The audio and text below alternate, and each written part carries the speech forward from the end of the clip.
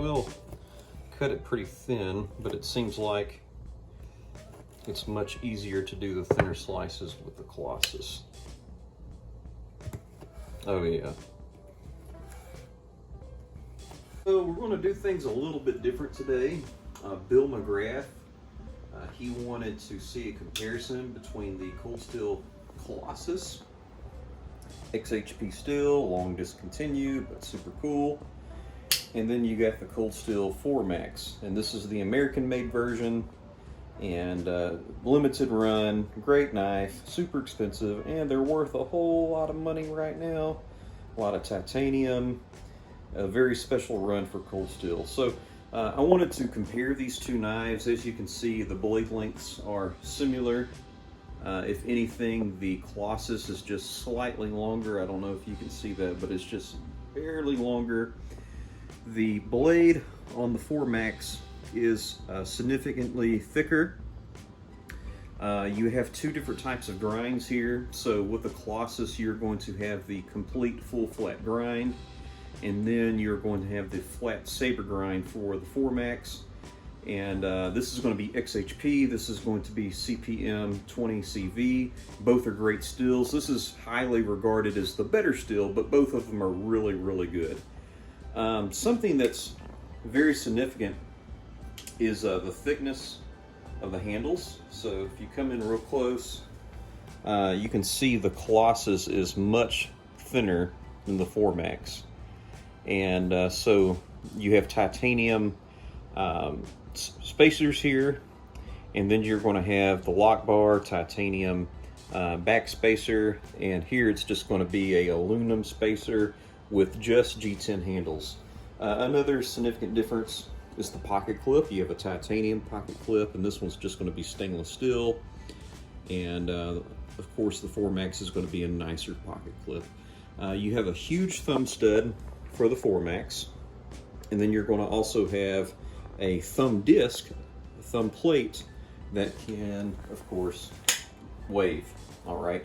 I really like the Colossus because you can grip it, and it actually feels like it's made to grip down there, but you can also choke up on it. You see this little impression right here, and you get very close to the edge, but also be very secure.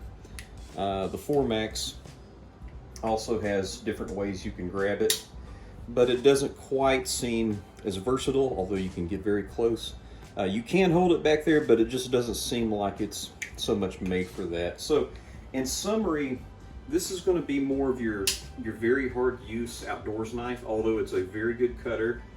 And the Colossus is going to do really good when it comes to hard use task, but also task where you are cutting something and you need to cut precisely. I kind of call this a beaver tail blade. It's so wide and it just shears things very well. There's really not too many blades that are being made like this. And another comparison that I like to think of this knife as, it's like the closest thing to a Cold Steel knife and a Spyderco Bob Lum design in one. So they both have the triad lock.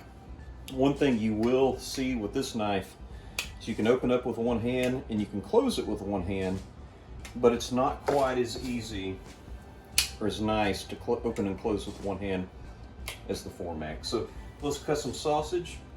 I think I'll start with the Colossus, and really for this task, I think this is going to be the blade that's ideal for it. On the cutting board, you have a little bit of rock, but if you have the blade over the cutting board, you're going to have a whole lot more rock. So let's cut some sausage and see how it does.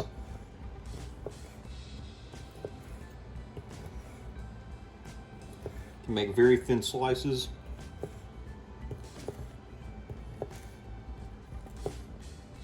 Really, if the edge wasn't all that sharp, just like most kitchen knives, the geometry of the grind alone would probably cut this sausage just fine. But this is a great cutter, and it's doing very well. When I first started to cut into the sausage, it was kind of funny because my mouth actually started producing saliva and watering, so that was kind of funny. I must be pretty hungry. Let's do 2 sausages at a time. Not a problem for the Colossus.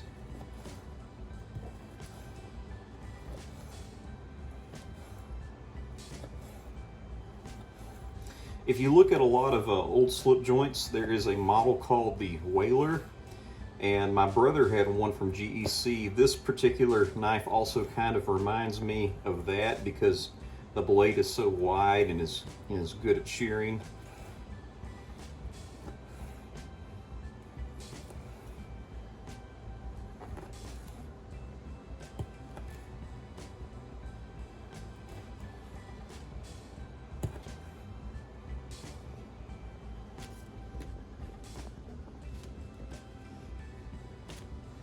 All right, let's break out the Formax.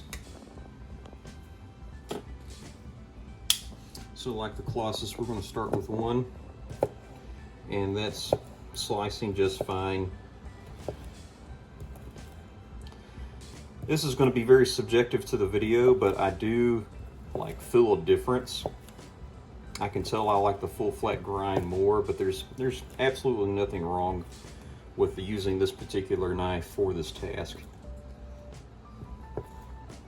Obviously, it's not a kitchen knife, but it does just fine. It also just, I wasn't really attempting much, but it seems like these slices are a bit thicker than the Colossus, and I wasn't really trying to slice it real thin. It just was the thing that seemed natural and right when I'm holding this knife. So let's cut 2 sausages at one time.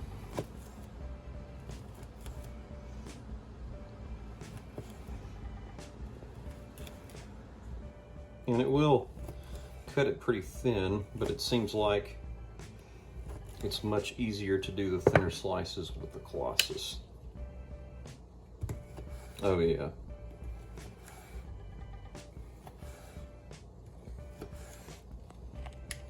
Yeah, this Colossus blade, you know, I remember Lynn Thompson talking about how people didn't really understand the blade, and although they did have some proof videos on it, I don't really, to the fans' credit, I don't really think Lynn Thompson, at the time when he owned the company, he put too much into marketing that knife. Yes, it was on the back cover of, I believe, the 2016 Special Projects catalog, and there were a couple videos, but it seems like he could have came out with a video that really showcased this knife and exactly what it could do.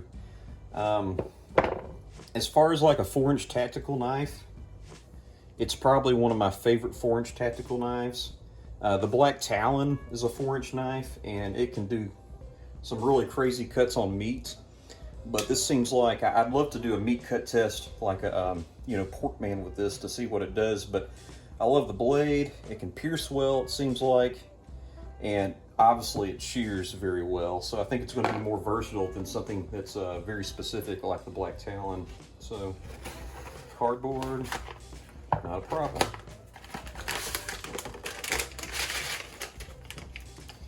And then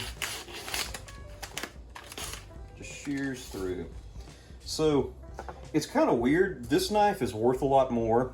Designed by Andrew Demko. I believe this design is by Mike Wallace. This one's way more valuable. It's made in America, very premium materials. But if you're like, hey Matt, you got to choose one or the other, and it's just based off of what I like, I think I actually like the Colossus better. So thank you for watching, and now it's time to add the rice to the boiling water.